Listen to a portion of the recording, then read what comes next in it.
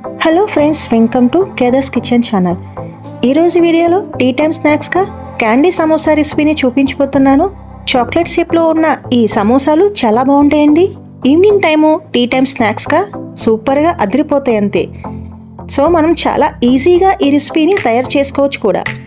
పిల్లలైతే చాలా ఇష్టంగా తింటారు. లేట్ ఎందుకు, ఇప్పుడు వీడియోలోకి వెళ్ళిపోదామా.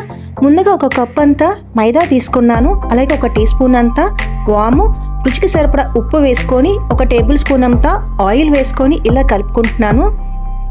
ముందు పిండిని ఇలా పొడి పొడిగా కలుపుకుంటున్నాను.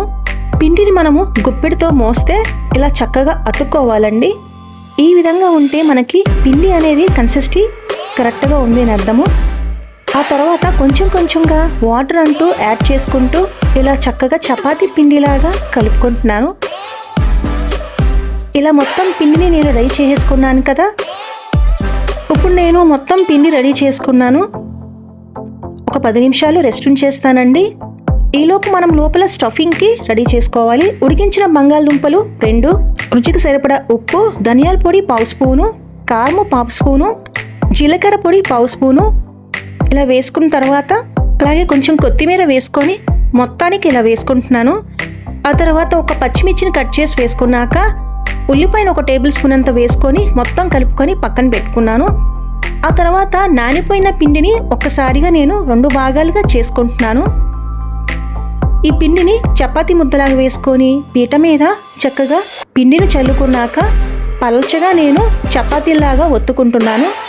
ఒత్తుకునేటప్పుడు పల్చగా ఉంటే సరిపోతుందండి. మరీ లావుగా గనక తిన్నుగా ఉంటే లేయర్ అనేది ఆయిల్లో ఫ్రై చేసేటప్పుడు మందంగా ఉండడం మూలంగా క్రిస్పీగా రావు. కాబట్టి పల్చగా ఒత్తుకుంటే చక్కగా మనకి చాలా క్రిస్పీగా చాలా టేస్టీగా ఉంటాయండి. ఇప్పుడు నేను ఇలా కట్ చేసుకుంటున్నాను. ఇలా 4 భాగాలుగా చేసుకుంటున్నాను. సగానికి చేసుకొని ఇలా షీట్స్ని నేను రెడీ చేసుకుంటున్నాను. ఈ షీట్స్ పల్చగా ఉంటే చాలా బాగుంటుందండి. ఇప్పుడు రెడీ చేసుకున్నాను కదా. ఒక షీట్ తీసుకొని మీకు చూపిస్తున్నాను చూడండి. మధ్యలో నేను స్టఫింగ్ అనేది వేసుకుంటున్నాను.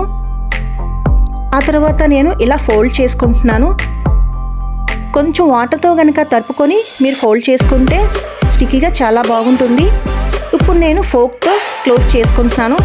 క్లోజ్ చేసుకునేటప్పుడు కొంచెం గట్టిగా మనం ప్రెస్ చేసుకుంటే స్టఫింగ్ అనేది బయటికి రాకుండా ఉంటుందండి. ఇప్పుడు మొత్తాన్ని నేను ఇలా రెడీ చేసుకున్నానుగా. ఒక చిన్న కత్తిరితో ఇలా నేను చిన్నగా క్లోజ్ చేసుకుంటున్నాను. సెంటర్లో చూసారా, ఇలా క్లోజ్ చేసుకుంటున్నాను. ఇప్పుడు చాక్లెట్ షేప్ అనేది రెడీ అయిపోయింది చూసారా. మనకి ఈ క్యాండీ సమోసా ఇప్పుడు ప్లేట్లో అన్నీ రెడీ పెట్టేసుకున్నాను.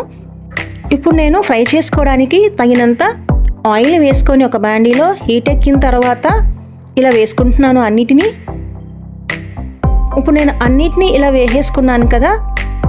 లో మీడియం హీట్ మీద నేను కుక్ చేసుకుంటున్నానండి. గోల్డెన్ కలర్ వచ్చే వరకు ఇలా ఫ్రై చేసుకుంటున్నాను.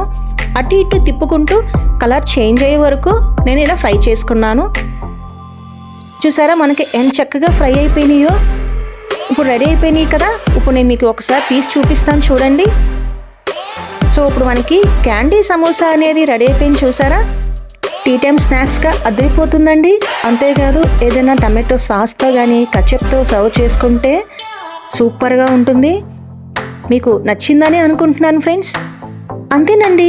ఇలాంటి సింపుల్ అండ్ ఈజీ రెసిపీస్ కోసం తప్పకుండా నా ఛానల్ని సబ్స్క్రైబ్ చేయండి, లైక్ చేయండి, ఇంకా షేర్ చేయండి. కామెంట్ రూపాన ఎలా ఉన్నది అభిప్రాయం తెలియచేయండి.